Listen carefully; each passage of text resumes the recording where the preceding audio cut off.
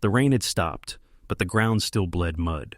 Elias Boone leaned his weight into the mountain stick, trying to steady his breath. The air up here was thin, ragged, the way a man's lungs get when they're too close to the sky. But that wasn't what made his chest burn. It was the sound. Thin, sharp, and wrong. A child's cry, but muffled, like someone was trying to bury it under the earth itself. He stepped over a ridge of rock, boots sinking in the softened soil, and froze. Down the slope, in the half-ruined clearing, where the lightning-struck pines lay like broken soldiers, two small figures were bent over something. Brooms. They were sweeping the dirt. No cabin, no wagon, no shelter. Just sweeping the naked ground in circles, over and over, until their skirts were streaked with mud. The older one, maybe 12, maybe 13, kept her head down, her jaw set tight. The younger could barely hold her broom steady. Her hands shook with every stroke. Elias called out before he could think better of it. "What are you doing out here?" The girl stopped. The little one turned first, eyes so pale they almost disappeared into the whites. She looked at him like she'd been waiting for him. Or for anyone. The older one's gaze came slower, heavier. Her voice was hoarse when she spoke. "Papa sent us to finish before dark." Elias scanned the clearing. Finish what? The older girl's knuckles whitened around the broom handle. Her lip trembled just once before she bit down on it. "This," she said, "so we can lie down in it." The wind cut cold through Elias's coat. He knew the meaning before the words sank. A shallow pit. Not deep enough to hide from wolves, not deep enough to keep from the rain. His pulse kicked hard in his throat. "Where's your papa now?" The little one's voice came small, like the air might snatch it away. "He said he's watching from the trees, to make sure. We don't run." Elias's eyes swept the tree line.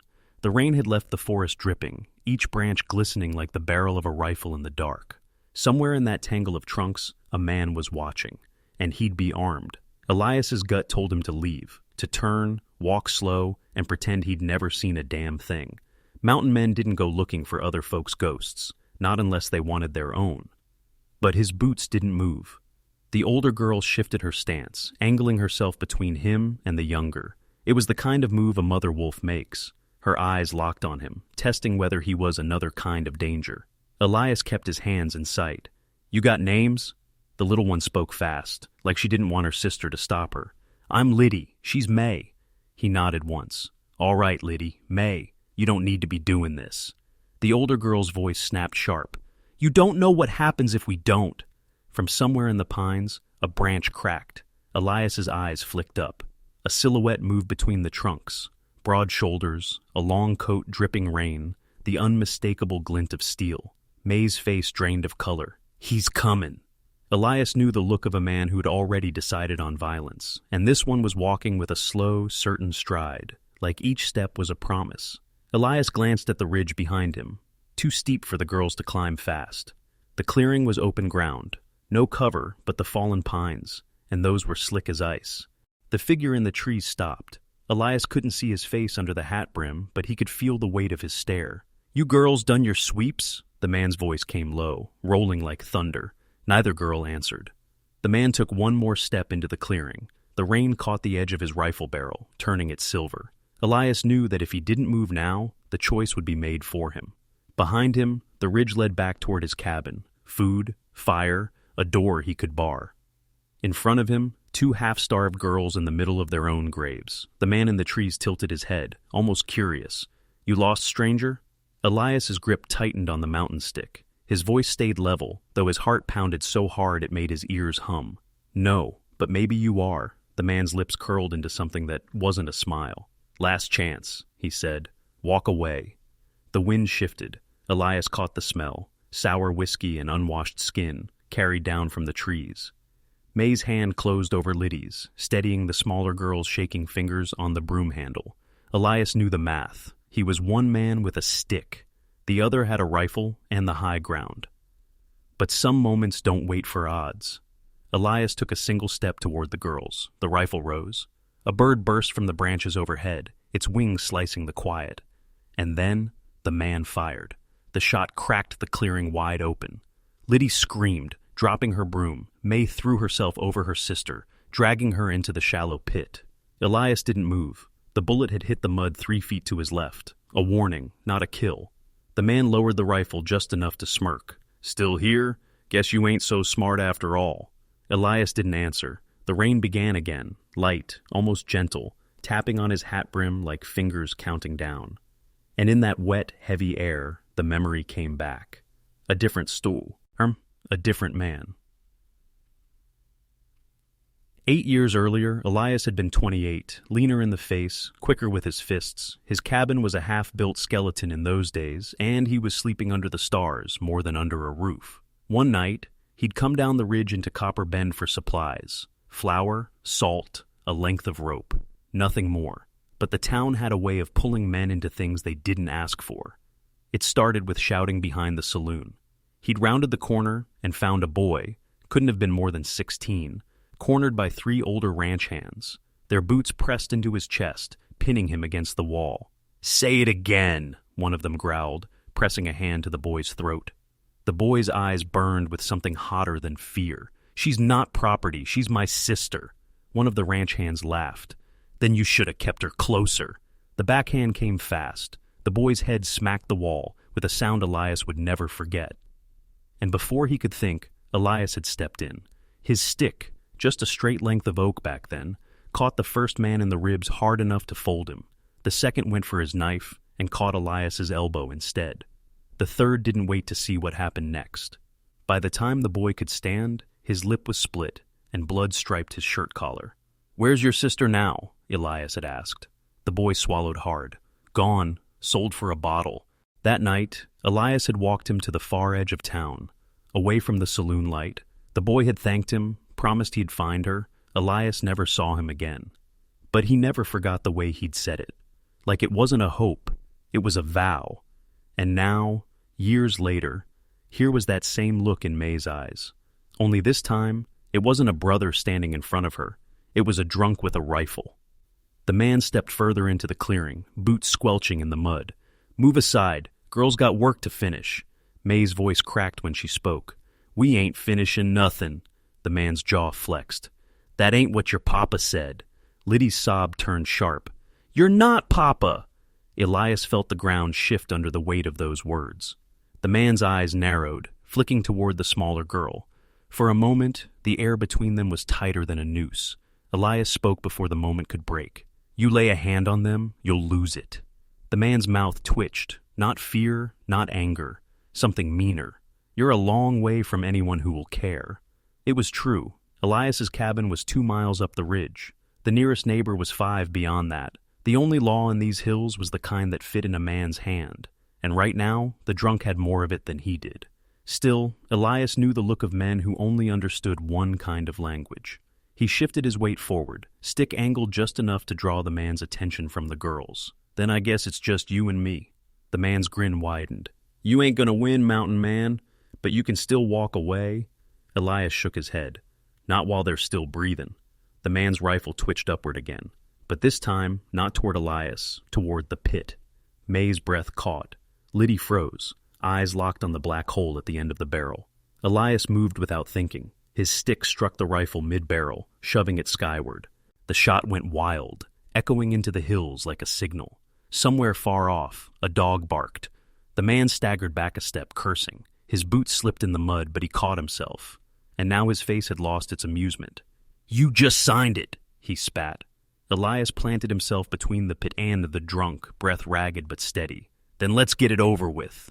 The man's hand slid to the revolver at his hip. Elias gripped his stick tighter. He'd fought men with knives, with fists, with blind rage. But a gun at this range wasn't a fight. It was a coin toss. The drunk's thumb cocked the hammer. The sound was small, but it filled the clearing. And then, from deep in the trees, another voice. "Step away from him, Clancy." The drunk's head turned, just enough for Elias to see the shadow moving through the rain. A tall figure, broad as the pines, carrying something long in one hand. Elias didn't recognize him, but May did. Her whisper trembled out of her like steam. "Papa?" Elias froze. May's voice had slipped out of her entirely, carried by the wind like a warning he couldn't ignore. The man in the trees, her Papa, emerged fully from the shadows. His coat was soaked, dark and heavy. His eyes were wild, unfocused, and yet there was a calculated menace in every step he took. Clancy the drunk didn't even flinch. He seemed to recognize the other man, but that didn't make him hesitate. "You think you can hide them from me?" the second man growled, voice low and guttural. "They belong where I say they belong." Elias's hands tightened around his stick. He didn't know who this man was. Stepfather? Uncle? Some twisted, entitled guardian? But the threat was clear. One wrong move, one slip of foot or stick, and those girls would be gone before he even had the chance to breathe. "Elias Boone," the man said, voice sharp, each syllable cutting through the rain. "Step aside. Let them come home." The girls didn't move. May's small hands clutched Liddy's sleeve, knuckles white. Liddy's pale eyes flicked to Elias. "Please," her look said. "Don't let them take me." Elias's mind raced. He weighed the odds. One man with a rifle, another drunk and dangerous, versus two girls clinging to a ragged pit like they were all that mattered. The mountain offered no cover, just mud, broken trees, and the open clearing. He remembered the boy he'd tried to help in Copper Bend, the one whose sister had been stolen, sold, vanished into some pitiful dark corner of the world. That memory stabbed him sharp. He wouldn't let history repeat itself. But choosing to help them meant signing a contract with danger. Clancy spat, wiping mud from his jaw. "You don't have the guts, mountain man. You'll leave, and they'll walk home with me. Easy." Elias's eyes flicked to May. She was trembling, and he knew every second they stayed in that clearing increased the chance she'd be hurt. Then the other man stepped closer, the one who claimed to be her father. His coat brushed the mud. The rifle he carried wasn't cocked yet, but the tension in his stance spoke louder than bullets. "Make a choice," Elias muttered under his breath, "because either way, someone dies." He looked down at Liddy. She was gripping the edge of the pit, knuckles digging into the soft earth like she could root herself into the ground and refuse to leave. Her lips quivered. "Don't let him take me," she whispered. Elias's heart hit a rhythm he couldn't ignore. He knew he'd have to intervene. There was no way he could leave those girls to whatever hell they were running from. "Step back!" Elias shouted at the man claiming to be her father. "Or you'll regret it." The man laughed, sharp and bitter. "Regret? You don't know the meaning of it, mountain man. You won't live long enough to feel it." Clancy shifted, raising his rifle just a fraction. His eyes darted between Elias and the girls, uncertainty flickering for the first time. Elias took a deep breath, making a choice he couldn't undo. "You leave them alone," he said firmly, planting his boots in the mud. "No step closer. I don't care what you call yourself. They're coming with me." The clearing fell silent except for the rain. May's eyes widened. Liddy's lips parted in surprise. Neither dared hope, yet both did. The man in the coat laughed again, this one lower, darker. "You're a fool, and you're about to learn why," Elias replied, voice steady but urgent. He stepped closer to the girls. "Move fast. Stay behind me. Don't stop for anything." May grabbed Liddy's hand, and the smaller girl did the only thing she could. She let herself be pulled along. The first step was the hardest. Elias's boots sank into mud, slipping slightly, but he didn't falter. Every nerve in his body screamed, every instinct shouted to run, but he ran with purpose now, not just for himself. The man in the coat barked a command, and Clancy fired a warning shot into the clearing. The bullet skidded off a rock, sending mud flying. The girls screamed. Elias swung his stick in a wide arc, deflecting the barrel's aim for the fraction of a second he needed. That was all. 1 second, one breath, one moment. He bolted forward, dragging the girls behind him. They stumbled over roots, over mud, over the uneven ground, but Elias's steady grip kept them moving. From the ridge he could see a path that cut into the thicker trees. If they could reach it, there might be a chance. But every step felt like running on the edge of a blade. "Faster!" he barked, and the girls obeyed, clinging to him like the world depended on it, because it did. Behind him, the man in the coat cursed, swearing under his breath as Clancy fired again. The bullets kicked up mud and leaves, one grazing the shoulder of a branch overhead. Elias ducked instinctively. He knew he couldn't outrun them, not in open ground, but he could fight. And if he could hold them long enough, maybe, just maybe, the girls could get away. A crackling noise came from the ridge above, the sound of snapping wood under boots. The man in the coat was gaining height. Clancy's rifle flared with each shot. Elias's mind snapped into focus. Every moment counted. Every breath was a decision. Then something unexpected. A glint of movement in the distant trees, a shadow that didn't belong. Elias's chest tightened. Another pair of eyes had entered the clearing. May hissed, clinging to his arm. "Who's that?"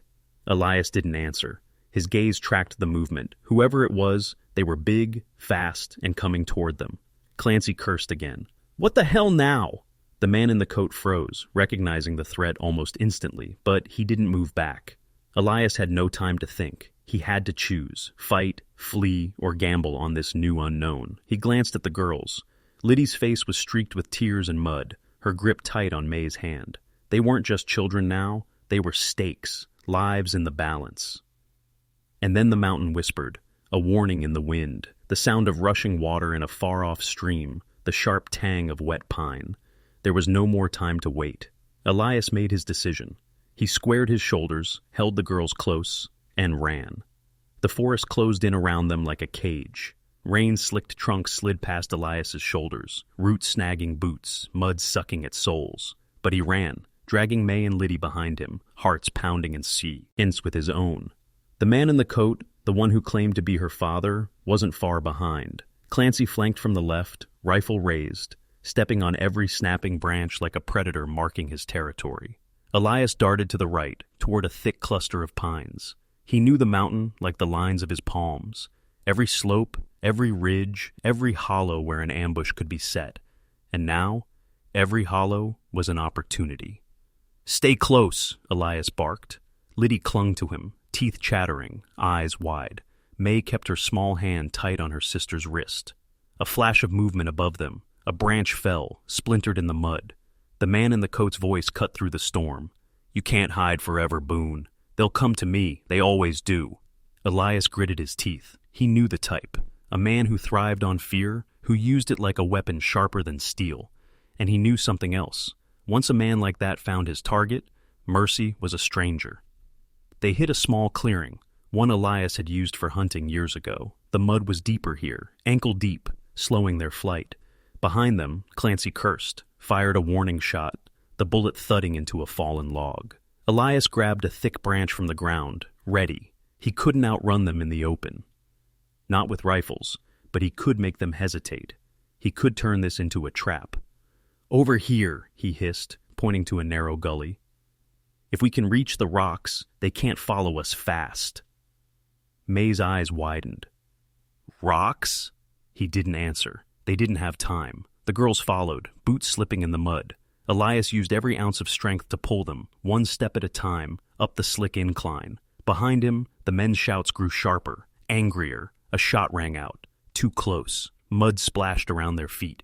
Elias spun, swinging the branch, catching Clancy off guard. The drunk stumbled back, cursing, waving the rifle, but too late. To fire. Elias didn't wait. He shoved him hard into the mud. "You go home," Elias yelled, "or you don't go at all." Clancy scrambled up, face twisted, rage replacing the hesitation that had briefly softened him. He raised the rifle again, but the trees interfered. The barrel caught on a branch. A shot rang out wild, scattering birds into the gray sky.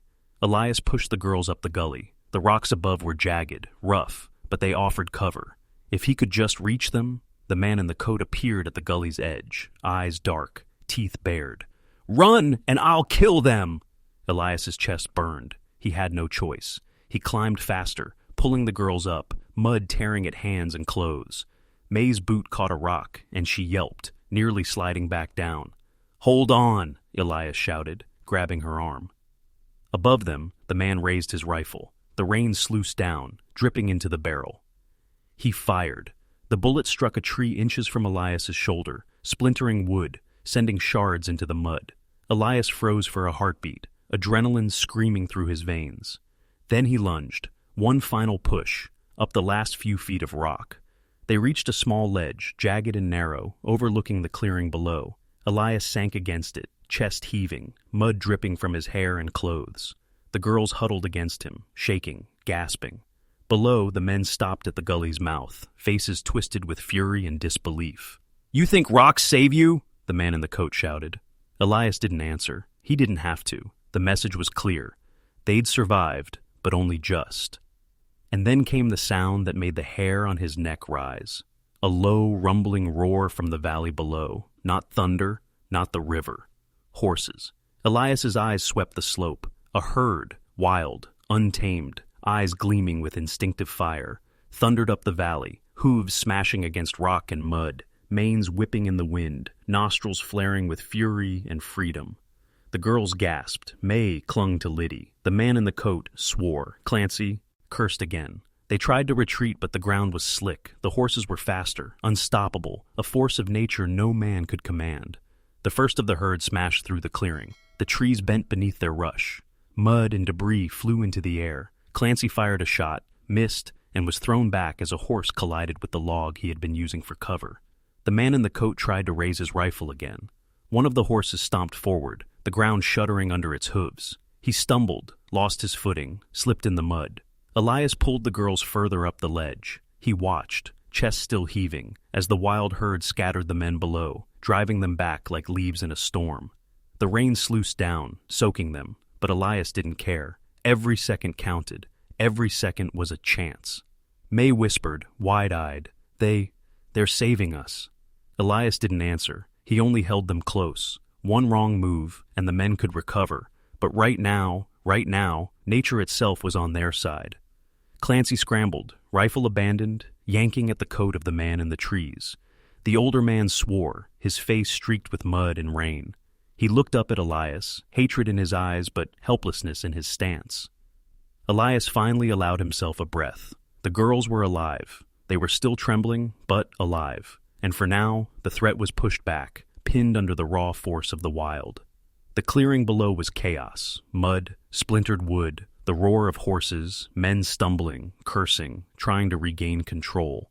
Elias's mind raced. He knew this reprieve was temporary. They couldn't stay here forever, and the men would regroup. They always did. He glanced at the girls. "We're not safe yet," he said. May's voice trembled. "Where do we go?" Elias's hand rested on the edge of his mountain stick. "Somewhere the mountain hides us. Somewhere they can't reach, but it's going to get worse before it gets better." And as the herd thundered down into the valley, scattering the enemies like leaves in a gale, Elias realized the truth. Survival wasn't just about strength. It was about choices. And the choices he made from this point onward could cost them everything. He looked at the girls, mud-streaked, terrified, but still holding on to each other, and he knew. They had chosen him. Now he had to choose them. The rain slowed to a drizzle, washing the mud from Elias's face, but not from his thoughts. He sat on the narrow ledge with May and Liddy pressed close, shivering, mud-streaked, but alive. For a moment, the forest seemed to hold its breath. The herd had vanished down the valley, leaving only the distant echo of hooves. Below, Clancy and the man in the coat cursed and scrambled, but the mountain had swallowed them for now. Elias exhaled slowly. He had fought men, survived storms, and outwitted the coldest tricks the frontier had thrown at him. But this, two fragile girls clinging to life, cut deeper than any blade ever could. May's small hand found his, squeezing. Why are you helping us?" Elias swallowed. He'd never been good with words. The mountain taught you silence, patience, endurance. Words were for townfolk and school teachers, not for survival, but he answered anyway. "Because someone has to." Liddy's eyes shimmered with tears. "But everyone said no one would care.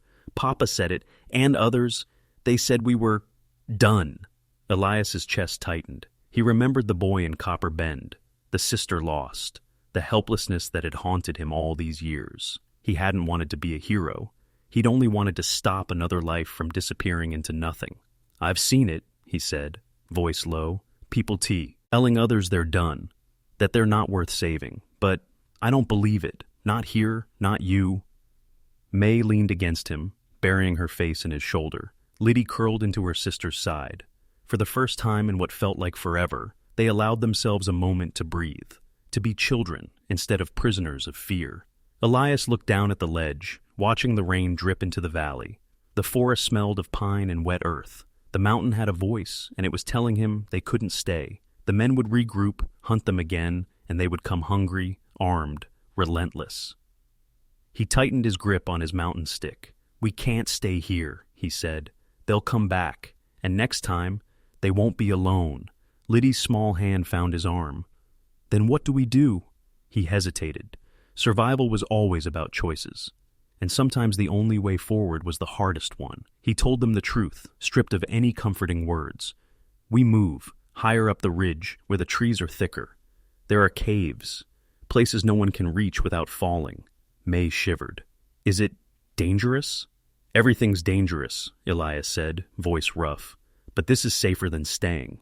A pause, broken only by the distant rumble of the men below, muttering curses into the rain. Liddy's voice was small, hesitant. Elias, why do you care? Why not leave us? He looked at her, really looked, at the mud-streaked hair, the pale eyes wide with fear, the trembling lips pressed together. He saw not helplessness, but a quiet kind of bravery. The kind that gets overlooked because the world only celebrates the loud, the fast, the strong. I can't, he said finally. I won't. Not after seeing what they've done. Not after seeing what they tried to make you believe. May sniffled. But we're not yours. No, Elias admitted. You're not. But right now, I'm all you've got, and I'm not letting anyone take that away. The girls didn't speak. They only clung closer. And in that silence, Elias felt a bond form, unspoken but unbreakable. The storm continued its slow descent, leaving the mountain wet but not dangerous. Yet danger was never far in these hills. Elias knew the men would return, more prepared, more angry, and more willing to break the law to get what they wanted. He pulled the girls closer, letting them rest for a heartbeat before the next move. Tell me about your father, Elias said gently. I need to know what we're running from. May flinched. Liddy's hand shot out to steady her sister. He's... May's voice quivered. He drinks. He says things, says we're useless, that Papa sent us to die. Liddy nodded, unable to speak. Her face was pale, mud streaked across her cheeks like battle scars. Elias's jaw tightened. He'd faced drunk men before, cruel men, men who hid violence behind smiles or authority. But this was different. It wasn't just cruelty. It was a plan. Premeditated. You're telling me the truth, he said softly. And that's why I can't leave you. They stayed in silence for a moment, the storm around them a thin curtain between safety and the world below. Then May whispered, Do you ever get scared? Elias chuckled softly, the sound rough from the cold and exertion. Every day, he admitted. But fear's a tool. It tells you what matters. Right now, it's you two. Liddy leaned forward, pressing her forehead against his chest. Thank you, she whispered. Elias's heart clenched. He'd never been thanked for anything in his life. Not the long nights alone, not the fights, not the small victories of survival. But here, in the rain, with two girls alive because of him, it felt like a kind of justice. But the reprieve was temporary. He could feel it. The mountain told him in every snap of twig and shifting shadow. The men would come back. They wouldn't knock. They'd climb. They'd storm. And they would not stop until they got what they wanted. Elias looked down at the valley.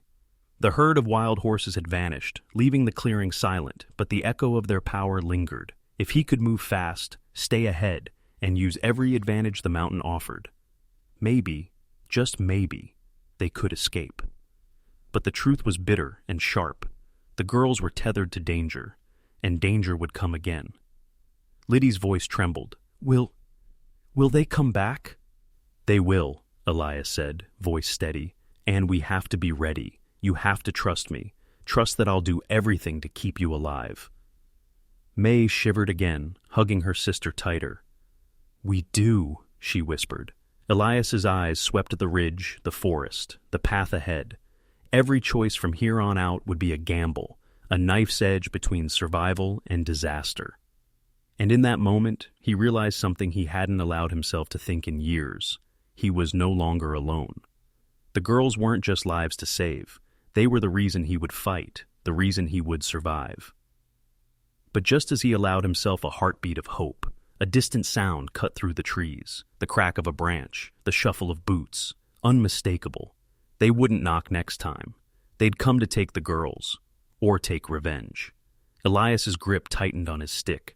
The rain-soaked forest seemed to darken further, as if the trees themselves held their breath, waiting. And somewhere deep in the shadows, the men were already moving. The forest seemed alive, breathing around them. Elias led the girls up a narrow ridge, boots slipping in mud, hearts hammering in sync with the distant thunder of pursuit. Every snapped branch below reminded him they were not safe, not yet. Above them, a thin line of daylight cut through the trees. Elias pushed the girls forward. Almost there. Don't stop. May clutched Liddy's hand like it was the only rope holding her to life. Mud streaked their faces, their clothes torn in heavy way. The rain. Elias glanced back. Clancy and the man in the coat were regrouping, shaking off mud, eyes blazing with fury. He had one chance to get them to the caves he knew, hidden under overhanging rocks, the perfect mountain refuge. A sudden snap behind them.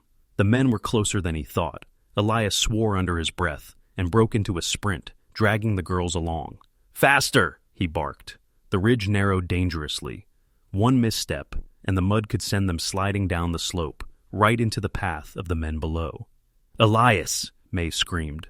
A rock under Liddy's boot shifted. She stumbled. Elias grabbed her wrist, yanking her upright, mud spraying, heart in his throat. The man in the coat appeared at the top of the slope, rifle raised. Stop them! Elias didn't hesitate. He swung his mountain stick with every ounce of strength, shoving the barrel aside just as Clancy tried a shot. The recoil sent Clancy stumbling, mud in his eyes. Elias yanked the girls forward again. The ledge ended abruptly. Below, a sheer drop, but to the left, a narrow, hidden crevice Elias knew well. He grabbed May, then Liddy, and guided them into the rock opening. Inside, the caves were dark but dry. Water dripped from the stone ceiling, echoing in the narrow space. The girls collapsed onto the floor, panting, shaking. Elias pressed himself against the wall, listening. Below, the men cursed. The man in the coat shouted orders, but the angle of the ridge, the mud, and the narrowness of the cave entrance made pursuit impossible, for now. Elias's heart raced, but he forced himself to breathe. They were alive. They were safe, at least for the moment. May whispered, trembling. We made it? Yes, Elias said, voice soft, but his grip on his stick never loosened. For now. Liddy lifted her muddy face. You saved us. Elias shook his head. No, you saved yourselves by holding on. I just made sure you had a chance. For the first time since the chase began, the girls smiled faintly. It was girl. As a small thing, fragile, but it filled the damp cave with something heavier than fear. Hope. Then the distant echo of boots and curses reminded him. The danger wasn't gone, not yet. He pressed his hand to the girl's shoulders. We stay here until nightfall. Then we move, higher, into the northern ledges. No one can follow us there, not even him. May nodded, still trembling. Liddy leaned against her sister, whispering, We trust you. Elias felt the weight of that trust settle on him like a mountain on his shoulders. Every scar, every wound, every lonely night he had survived had led to this moment. These girls depended on him, and he would not fail them. Outside, the storm began to subside, leaving the forest dripping, slick, but alive with movement. Elias strained his ears. The men were regrouping, shouting, but the mountain had absorbed their shouts, their anger. Hours passed. The girls rested, murmuring to each other in whispers, clinging to the bond formed in mud, rain, and terror. Elias sat against the wall, scanning the entrance, stick ready, senses sharp. As darkness fell, Elias knew they had to move again. The ridge would offer cover, the northern ledge's safety, and the mountain could be a shield, if they were careful. He whispered to the girls, Follow me exactly. One wrong move, and we lose everything. The girls nodded. Silence hung in the cave like a living thing. Elias led them out carefully, using every shadow, every rock, every trick the mountain had taught him. Mud clung to their boots, rain-slick rock threatened to slip them down, but they moved as one. The men below, blind to the hidden paths, shouted and cursed, but Elias didn't look back. He couldn't afford to. One wrong glance could be the end. As they reached the northern ledges, Elias paused. The wind whipped against the rocks, cold and sharp. Below, the valley stretched wide, open, wild, and free. And then he saw them, the herd of wild horses, returning as if summoned by instinct, flowing like liquid thunder down the slopes. Eyes bright, hooves pounding. The men in the valley froze, realizing too late that the mountain itself had claimed its guardians. The herd scattered them, tossing Clancy and the man in the coat into the mud, forcing them to retreat. Elias let the girls slide down the ledge, holding them steady as they landed safely. May hugged Liddy tightly. We're safe now? For now, Elias said, voice low, carrying the weight of truth. But we keep moving. The mountain isn't done teaching us yet. Hours passed in quiet motion. The girls learned to trust the rhythm of survival. Climb, hide, wait, breathe. Elias taught them to listen, to watch, to be shadows among the trees. By dawn, the men had disappeared from the valley. There was no sign of the rifle, no trace of the hatred that had hunted them through the night. Only the forest, breathing and alive. Elias watched the sun rise over the northern ledges, the pale gold light spilling across rocks and trees. May and Liddy sat beside him, mud-streaked but alive, eyes wide at the view. You'll be safe here, Elias said, voice barely above a whisper. The mountain will hide you. The paths will protect you. You'll have a chance to grow, to live, and to be children again. May's lips trembled into a small, exhausted smile. Liddy leaned against Elias's shoulder. He looked at them, chest tight, knowing this was a rare moment. Fleeting, fragile, perfect. He had fought storms, men, and fear itself to reach this point. And though danger would always lurk beyond the ridge, for now they were free. The mountain was quiet, and for the first time in years, Elias allowed himself to hope. He had saved them, not because he was strong or fearless or a hero, but because he had chosen to stand when it mattered most, because he had refused to let fear dictate the lives of the innocent. And as the girls slept, heads resting against each other in exhaustion and trust, Elias Boone stood at the edge of the ledge, looking down at the valley and the wild herd below. The men who had chased them were gone. The mountain had won. And in the quiet, Elias knew. Sometimes survival isn't just about fighting the world. Sometimes it's about carrying others through it. He watched the sun climb, knowing that the girls no longer feared the dark. And for now, that was enough.